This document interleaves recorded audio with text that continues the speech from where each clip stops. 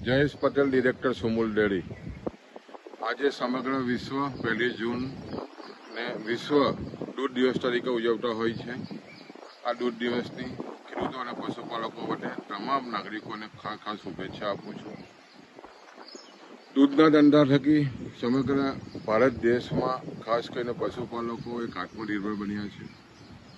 ભારત દેશ એ સમગ્ર વિશ્વમાં સૌથી વધારે દૂધ આપતો દેશ છે અને ખાસ કરીને તમે જુઓ તો વિશ્વમાં જે દૂધનું ઉત્પાદન થાય છે દરરોજનું, એમાં 24% હિસ્સો આ ભારતનો છે। ને એમાં પણ જે રીતે મહાત્મા ગાંધીજી અને સરદાર સાહેબે રોજગારી જો ગામડામાં મેળવવી હોય તો ગામે ગામ દૂધ મંડળીની સ્થાપના કરવી જોઈએ। એના અનુસંધાનમાં અમૂલ ડેરીની સ્થાપના થયા પછી તમે જુઓ તો આજે લગભગ 36 લાખ બહેનો દરરોજના 200 કરોડ જેટલી આમદની મેળવીને